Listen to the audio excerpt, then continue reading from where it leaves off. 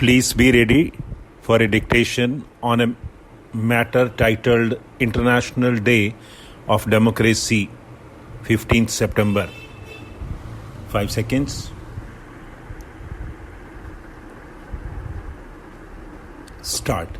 In 2007, the United Nations General Assembly resolved to observe 15 September every year as the International Day of Democracy with the purpose of promoting and upholding the principles of democracy, and invited all member states and organizations to commemorate the day in an appropriate manner that contributes to raising public awareness. The international community is observing the International Day of Democracy at a time when the magnitude, implications, and gravity of the global crisis brought about by the pandemic are becoming increasingly patent. But so are also the lessons we are learning from current experience that can guide the recovery and serve back better. Across the globe, the pandemic has exposed entrenched inequalities and the state of insecurity in which large segments of the population, including in particular women and girls, are living, and has in fact contributed to further aggravating these conditions with an especially devastating impact on the most vulnerable. All aspects of society's life and livelihoods, from healthcare and other social services to information integrity, have been profoundly affected. As the world confronts COVID-19, democracy is crucial in ensuring the free flow of information, participation in decision making, and accountability for the response to the pandemic.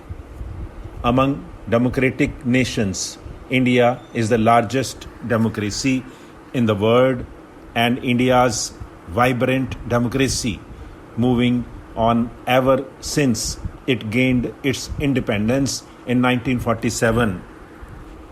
India celebrated 74th Independence Day on August 15 this year.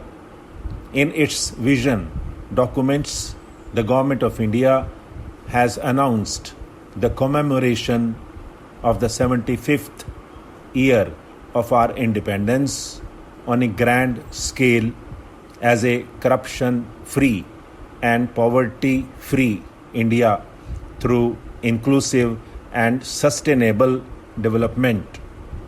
The founding fathers of our Constitution had built an ambitious template to institutionalize the non-violent creed as the core principle of our democratic existence. How successfully have we integrated that principle in our social, political, and economic life is a testimony of our success as a free nation. Mahatma Gandhi had a vision of building a pluralist, diverse, and inclusive India. After more than 7 decades of independence, the progress that we have made since 1947 is there for everyone to see. The landmark liberalization process initiated in 1991 budget went a long way in mitigating the negative effects of a government-controlled economy by providing impetus to the private sector to undertake bigger responsibilities. In the last 30 years, India's private sector has grown beyond recognition. Many of them have turned into big multinationals capable of competing with the biggest and best in the industry around the world. In the process, India has created a robust economy.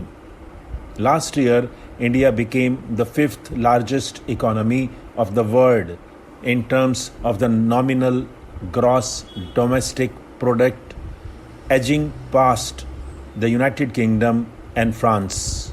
However, the stark reality is that the waves of a liberalized economy have not uplifted of all sections of the Indian society. India is still the home to the largest number of the poor who have an income below the $2 a day as per international standards. India aspires to be a $5 trillion economy by 2024. Hopefully, the economic journey in the next 4 years would usher in greater prosperity for our nation and more equitous economic distribution for the largest section of our society. We are a young nation. It may appear that we have a long road to traverse to compete with the advanced democracies of the world on equal terms, but with sustained effort, we would accomplish it sooner than later.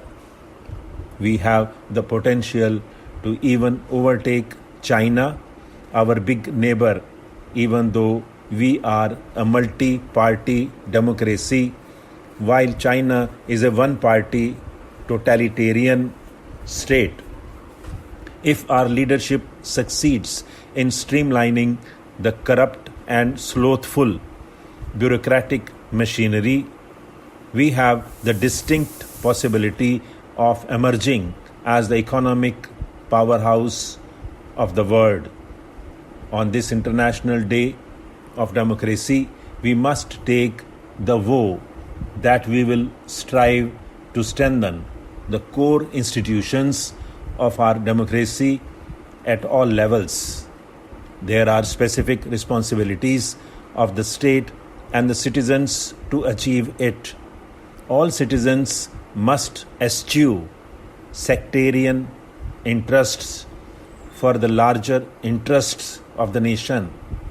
We are currently facing a deep crisis on many fronts like COVID-19 and its adverse impacts on economy, jobs and our lives.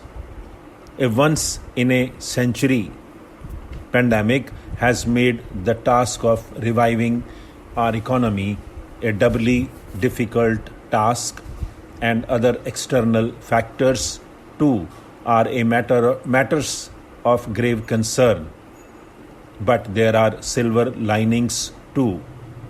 First, our foreign exchange reserves are stable and substantial. Second, there is a surplus of food grains in Food Corporation of India's godowns to achieve food self-sufficiency. All this makes us a confident nation compared to what we were decades ago. The challenge is to leverage our strengths to make India a shining example of a vibrant democracy that achieves spectacular economic success. The run-up to the momentous occasion of the 75th anniversary of our independence should inspire us to make that dream to come true. Stop.